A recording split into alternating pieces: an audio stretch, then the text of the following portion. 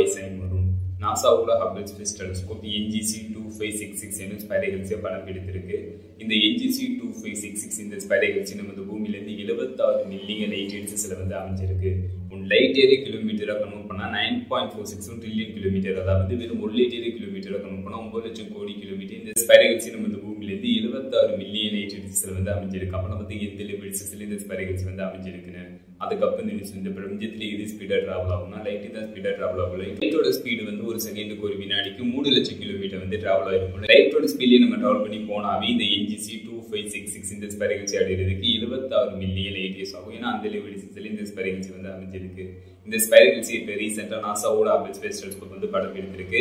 இந்த கேலக்சி பத்தின டேட்டா வந்து கலெக்ட் பண்ணியிருக்கு. அந்த டேட்டாவை நாசாவுக்கு வந்து சென்ட் பண்ணியிருக்கு. அந்த டேட்டா மூலம் நாசா வந்து என்ன கண்டுபிடிச்சிருக்காங்க அப்படின்னு கேட்டீங்கன்னா, கேலக்சியில சிறிய அளவுள்ள நட்சத்திரங்களும் மிகப்பெரிய அளவுள்ள நட்சத்திரங்களும் இருக்கு அப்படின்னு கண்டுபிடிச்சிருக்காங்க. அதுக்கப்புறம் சிறிய அளவுள்ள நட்சத்திரம் அழிஞ்சதுக்கு அப்புறம் உருவான ஒயிட் டார்க் நட்சத்திரமும் மிகப்பெரிய அளவுள்ள நட்சத்திரம் அழிஞ்சதுக்கு அப்புறம் உருவான பிளாக் ஹோல்ஸ், நியூட்ரான் நட்சத்திரம் போன்றவை வந்து இந்த கேலக்சியில வந்து இருக்கு அப்படின்னு நாசா வந்து கண்டுபிடிச்சிருக்காங்க. நாசாவோட ஹபிள் ஸ்பேஸ் டெலிஸ்கோப் படம் பிடித்த NGC 2566 இந்த ஸ்பைடர் கேலக்சி இதோட இமேஜ்ல வந்து red colour, blue colour, orange colours இதெல்லாம் தெரியுது. இந்த கலர்ஸ் எல்லாம் எதனால தெரியுது அப்படின்னு கேட்டீங்கன்னா, நாசா வந்து என்ன சொல்றாங்கன்னா, இந்த கலர்ஸ் எல்லாம் வந்து கேஸ் மற்றும் நட்சத்திரங்கள்னால இந்த கலர்ஸ் எல்லாம் தெரியுது அப்படின்னு நாசா வந்து தெரிவிச்சிருக்காங்க. இதெல்லாம் இந்த டேட்டா மூலம் நாசா வந்து கண்டுபிடிச்சிருக்காங்க. இந்த மாதிரி அப்டேட் நீங்க பார்க்கணும் மறக்காம இந்த சேனலை வந்து சப்ஸ்கிரைப் பண்ணுங்க. ஃபைனலா இந்த வீடியோ எப்படி இருந்துச்சுன்னு கமெண்ட் பண்ணுங்க.